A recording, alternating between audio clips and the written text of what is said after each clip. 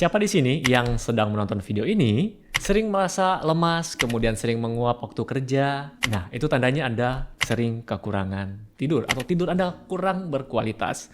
Nah, jadi pada video kali ini saya akan membahas ada 7 kebiasaan yang bisa merusak tidur. Tonton setelah yang satu ini.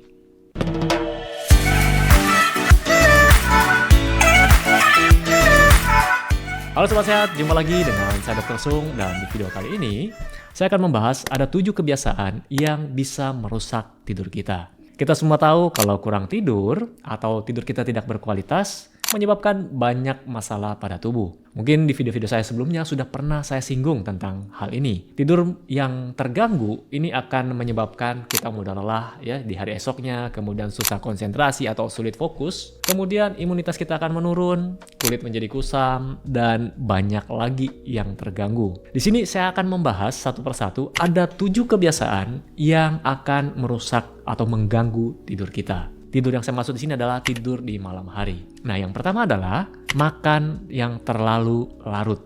Kita ambil contoh, misalnya kita rata-rata tidur jam 10 malam, atau Anda yang sedang nonton video ini, misalnya tidurnya jam 10 malam, jam 22.00. Kemudian Anda pada saat jam 9 malam, Anda mencari makanan. Misalnya Anda pesan pizza atau pesan fast food. Ya, rencana cuma makan sepotong, tapi kayaknya dihabisin semua lebih enak nih. Ketika Anda menghabiskan semua makanan tersebut, jadi semakin banyak yang Anda makan di malam hari, akhirnya apa yang terjadi? Tubuh Anda akan meningkatkan metabolisme. Padahal pada saat tidur, harusnya metabolisme tubuh kita akan menurun, denyut jantung kita akan menurun, ya. Jadi pada saat tubuh meningkatkan metabolisme, denyut jantung juga akan ikut naik, kemudian suhu tubuh juga akan ikut naik, padahal pada saat kita tidur, semua itu akan menurun untuk mendapatkan tidur yang optimal. Kemudian, glukosa darah juga, jadi terjadi spike ya untuk glukosa darah, akhirnya tubuh akan memproduksi insulin juga di sana, dan juga ini akan mengganggu produksi hormon melatonin. Kemudian yang kedua, yaitu stres. Nah, stres di sini yang saya maksud adalah mungkin setelah Anda dengarkan video ini tentang stres, ya dok, kan wajar kalau orang itu punya stres, setiap orang punya masalah, setiap orang punya kerjaan. Iya, yang saya maksud stres di sini adalah stres pada saat malam hari menjelang Anda tidur. Dan stres ini biasanya Anda yang cari sendiri. Nah, contohnya seperti apa? Misalnya Anda sedang menonton televisi yang membuat adrenalin Anda naik. Kemudian Anda ribut dengan pasangan Anda misalnya. Akhirnya adrenalin naik, denyut jantung Anda naik, ini akan mengganggu tidur Anda. Jadi kalau Anda pengen nonton yang memicu adrenalin, sebaiknya ditunda untuk esok hari, dan jangan ditonton pada saat jam mendekati tidur. 1 jam sebelum tidur, sebaiknya hindari hal-hal yang seperti itu. Yang mau bertengkar dengan pasangan juga bisa ditunda besok. Skip dulu karena malam ini mau tidur.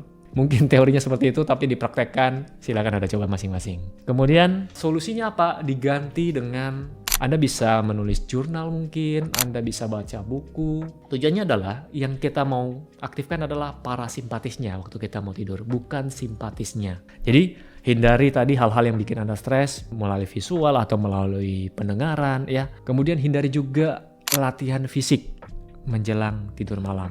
Nah, saran saya terutama untuk layar blue screen seperti televisi, HP, kemudian iPad atau tablet, itu 1 jam sebelum tidur sebaiknya Anda sudah tidak menyentuhnya lagi. Nah, Anda bisa menggantinya, misalnya Anda membaca, ganti dengan buku fisik. Jadi berikan jeda sekitar 1 jam mempersiapkan Anda untuk tidur. Jadi kalau tidurnya jam 10, ya mulai jam 9 matikan semua yang blue screen tadi. Kemudian yang ketiga adalah stimulan. Nah, di sini mengkonsumsi stimulan yang terlalu larut, misalnya Anda mengkonsumsi kopi pada misalnya jam 5 sore, jam 6 sore. Jadi kafein ini memiliki waktu paruh sekitar 6 jam. Jadi kalau Anda konsumsinya sudah terlalu larut, ini yang saya katakan untuk orang-orang tertentu ya, terutama yang sensitif terhadap kafein. Ada orang juga yang, saya minum kopi malam menjelang tidur juga tidak apa-apa, tidur saya baik-baik saja. Oke, tapi pada beberapa orang yang mengalami gangguan tidur, sebaiknya dihindari untuk mengkonsumsi kopi terlalu larut atau kafein terlalu larut. Nah, kafein sendiri bukan cuma terdapat pada kopi, bisa juga dari teh, kemudian dari coklat, ya, dan minuman-minuman seperti pre-workout, minuman energi. Jadi perhatikan. Nah, ini harus Anda setting sendiri, harus Anda teliti sendiri tubuh Anda cocok dikonsumsi jam berapa minuman-minuman seperti ini.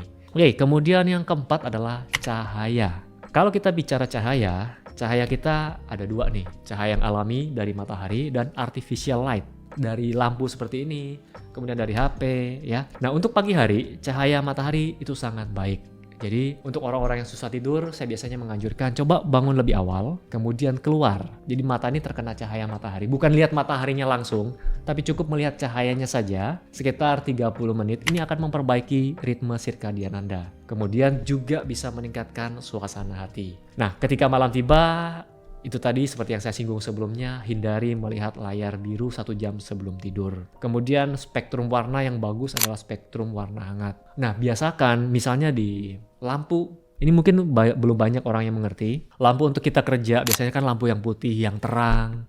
Itu jangan dipasang di kamar. Jadi pasang warna yang spektrumnya spektrum warna hangat untuk kamar.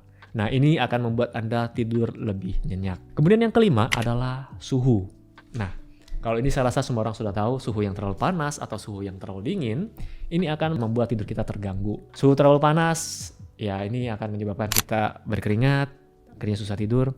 Suhu yang terlalu dingin juga tidak enak untuk tidur. Problemnya adalah, buat Anda yang sudah punya pasangan atau yang baru nikah nih, kan sebelum nikah kan belum tahu nih, belum pernah tidur bareng nih. Kecuali ada yang sudah, ya tidak usah komen di bawah. Jadi pada saat sudah menikah baru tahu, oh ternyata pasangan saya ini suka suhunya kayak di kutub utara nih misalnya. Dan saya sendiri sukanya kayak di gurun. Tidak ketemu tuh waktu tidur. Akhirnya, boleh bantu saya jawab silakan yang sudah punya pengalaman. Misalnya yang satu suka suhu AC-nya 16 derajat paling mentok nih. Fan-nya penuh. Yang satunya suka suhunya 25 misalnya. Fan 1 atau quiet misalnya. Gimana? Solusinya apa? Silakan komen di bawah. Oke, untuk masalah suhu selesai ya. Kemudian yang keenam, ada namanya kebisingan. Mungkin tidak berlaku untuk semua orang. Ada yang walaupun suaranya kencang, ada tetangga yang sedang ribut, tetap bisa tidur dengan nyenyak. Tapi kebanyakan orang, kalau ada kebisingan, dia tidak bisa tidur. Nah, hindari suara bising dan cari solusinya. Misalnya kalau tetangga Anda yang sering ribut, kasih tahu jam segini saya sudah harus tidur. Kalau tetangga Anda tidak mau mendengarkan Anda, gimana? Tolong juga bantu, silakan komen di bawah. Apakah Anda yang harus pindah ataukah Anda lapor ke RT-nya? Jadi silakan ya dinegosiasi sendiri. Kemudian untuk orang-orang yang biasanya mengalami gangguan tidur juga, yang rumahnya dekat dengan jalan raya. Apalagi jalannya itu lurus saja dipakai untuk trek-trekan, banyak klakson. Dan karena kita tinggal di Indonesia, ada tradisi-tradisi tertentu. Ini pengalaman pribadi dipraktekkan ya dari pasien. Jadi sering mengalami gangguan tidur karena setiap jam 12 malam itu tiang listriknya diketuk. Teng gitu, itu menandakan jam 12 dan dia kebangun, terganggu. Akhirnya setiap hari sering sakit kepala. Sejak pindah di desa, jadi sudah pindah rumah, masuk perumahan dan itu tenang, akhirnya masalah sakit kepalanya sudah tidak pernah kumat, masalah GERD-nya juga sudah tidak pernah kumat lagi. Ternyata karena gangguan tidur yang sebelumnya. Kemudian yang terakhir, sama, ini juga karena kita tinggal di Indonesia, jadi saya tambahkan satu yang ketujuh ini adalah polusi udara. Polusi udara ada di beberapa lingkungan yang udara tersebut dijaga ya, tidak boleh bakar sampah, kemudian untuk penataan sampah, orang angkat sampahnya itu teratur.